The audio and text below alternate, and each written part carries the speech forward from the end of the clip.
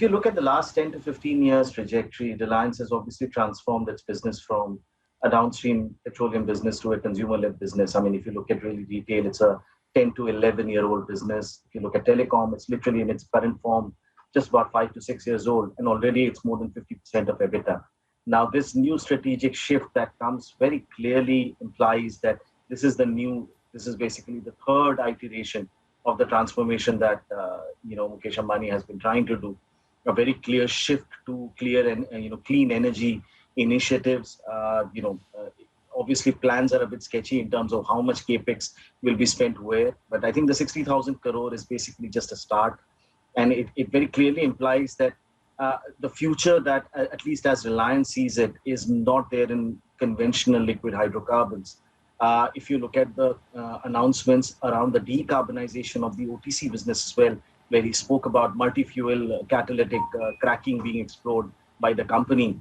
And they have earlier spoken about the yield per barrel, essentially every barrel that goes into the Jamnagar complex, converting more than 50% of that to petchem.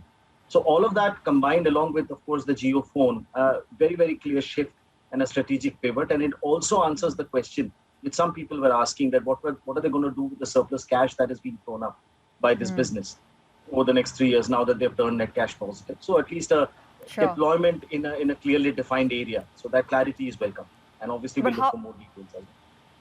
Yeah, we look for more details, Prabal, but how do they balance this off in terms of being a major legacy business, that is petrochemicals for them, with their green energy ambitions? Do you think the Reliance will be able to smoothen out that transition successfully? Well, that's why I mentioned that I think the transition started some 10, 15 years ago.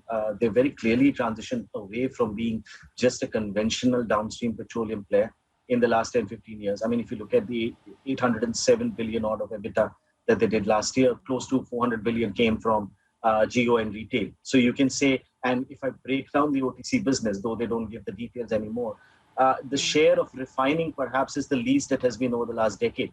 And that seems to be the intent. I don't think the intent is to move away from petrochemicals or specialty chemicals in any major way in the near term.